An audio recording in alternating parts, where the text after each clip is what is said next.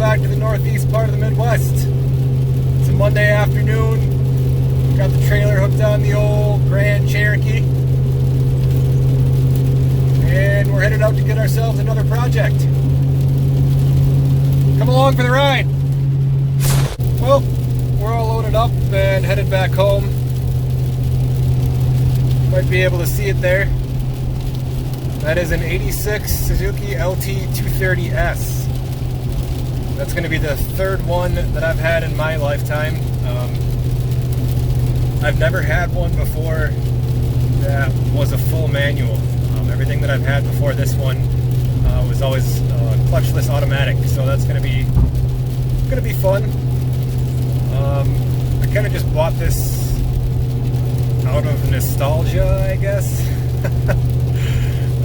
It's not really a work machine at all. They are pretty torquey and pretty fast, pretty fun for just being a little 230. They only weigh in at about 330 pounds, give or take a few pounds. This one doesn't look too bad. The guy that had it looked like he made a few poor life decisions, but I picked it up for $300, which is a reasonable price in the shape that it's in. There's a few suspect areas that I want to take a look at right away. The rear axle looks like it needs some attention, might need a seal or two. And at one point in time I could tell the chain broke and cracked one of these side covers on the engine. But I should be able to pick those up on eBay for like $30. I found one. I was looking last night before I came down to pick this one up. Other than that, it's really not in too bad a shape. I might need to pick up a choke cable for it. And these did have, these are, I don't know if I mentioned it or not, they're kickstart. The LT230E was electric start, had a full start backup. The 230S is kickstart only. And they had a decompression lever on them. This one still has the decompression lever, but it's missing the cable, so I want to try and pick one of those up as well. Other than that, it really just looks like it needs a good cleaning. I did hear it run. I did not take it for a test drive, so we'll have to... I mean, hopefully everything works out with the transmission and it shifts just fine, but we'll have to take a closer look at that when we get home and start tearing into it. And I don't know, I think it'll be a good winter project, and then hopefully we'll have some fun with it next summer.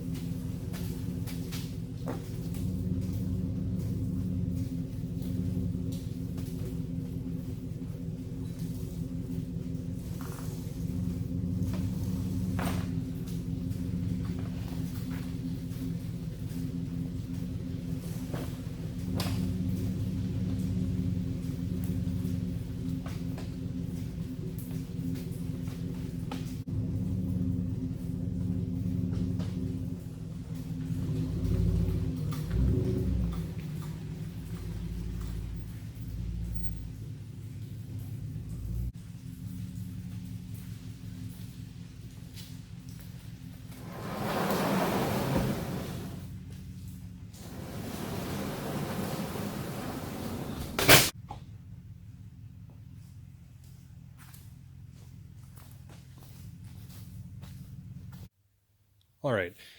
It's like the day after I brought this thing home. It's finally dried out after the rain. And well, hang on a second.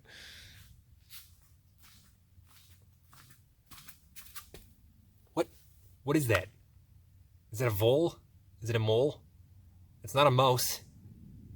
What the hell is that, and why is it in my garage? All right, anyway.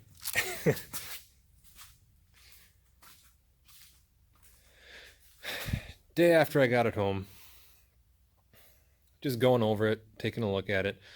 I'm not going to start working on this probably for a couple days.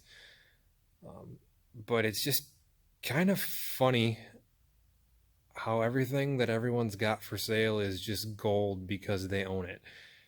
Granted, I didn't steal this thing. I paid what it was worth. I messaged this guy about a month ago and said he was asking $350 for it, which is like a reasonable price considering the shape that it's in. But, you know, I was more comfortable at $300, so I offered him $300 for it.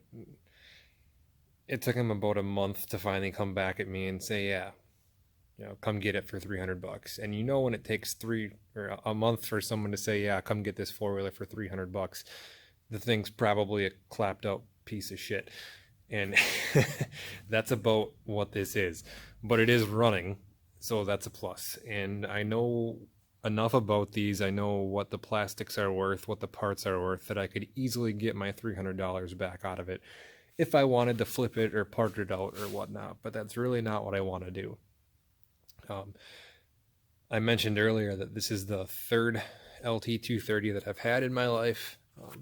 Well, the first one, I shouldn't say it's a third. The first one I had was the 250, the more workhorse version of this quad, if you will.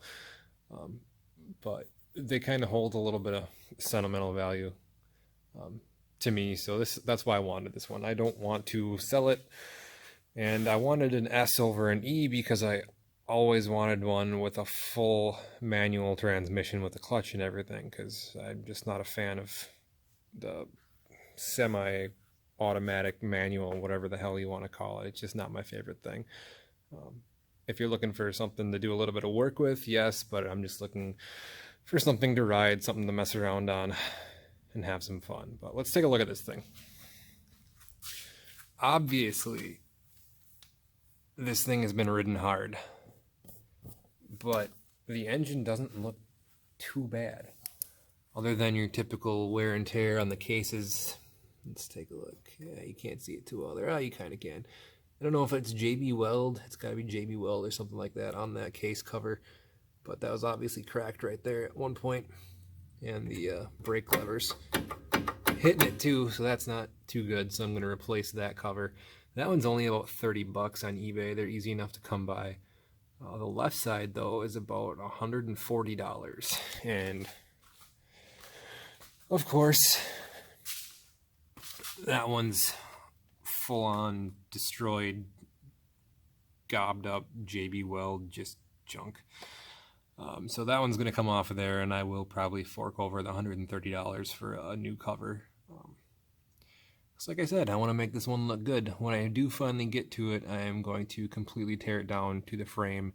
New hardware, paint, everything. Just do it the right way, because I do plan on keeping this. The shift linkage is off right now. I do have it up here in this bag. That shouldn't be too difficult to put back on. I did shift it through all the gears. It does go into gear. That doesn't mean that when you put it in gear and let the clutch out, it's actually going to move, but we'll find out maybe later on in the week if I decide to kick it over and see what it does. But all four tires are roached, but that's all right. I'm going to get some nice, probably 20 by 10 by 9s for the rear, something a little bit less balloon-like, something that you'd see like more on the back of your typical race quad. But the rear axle carrier doesn't look quite right there. That space should not be there. Not 100% sure what's going on with that.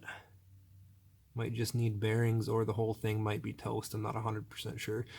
But carrier, rear axle,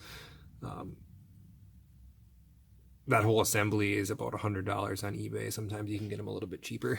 And if anybody knows who's watching this, that doesn't look right to me either. It looks like the hubs are completely welded to the axle on both sides. Not only are they welded, but both welds are cracked. Now that might be factory. It doesn't look factory to me. I'm not sure if it is or not, but I'm gonna have to do some digging.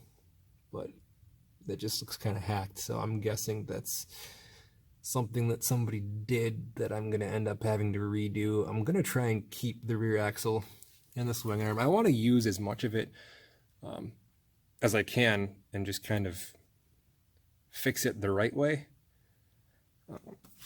That being said, the swing arm itself doesn't look too terrible. That left side there looks like it's got a bit of a bend, but I'm pretty sure that's supposed to be like that. Don't listen to me. This chain is garbage too. Like what is that? I don't even know what's going on there, but that's just absolutely garbage. So that needs to come off of there. I'm actually impressed at how decent the plastics are on this, though. I can't find a crack on these anywhere, and I think somebody knows more about these, might know better than I do, but I'm almost 100% positive that those plastics aren't original.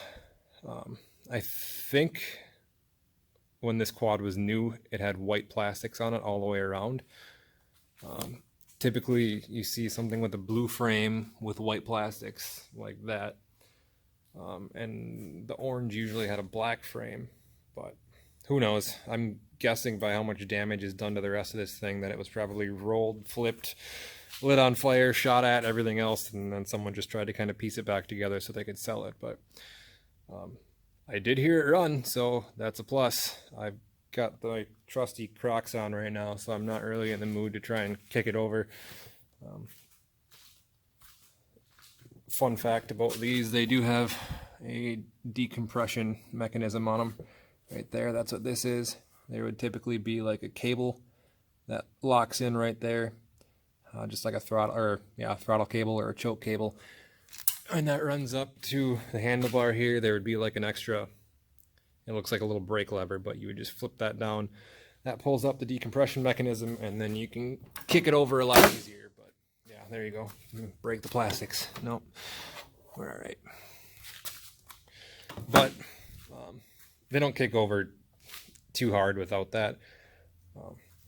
I've had a few KLR 600s in my life, so I'm not too afraid to kick things over. But I figure when something comes from the factory with a decompression lever like that, or decompression mechanism, it's best to use it. It was designed with a purpose, so if you're trying not to break shit, it's good to use things as they come from the factory. But I'm sure the list of people that owned this before me did not have that same attitude, judging by the rest of it.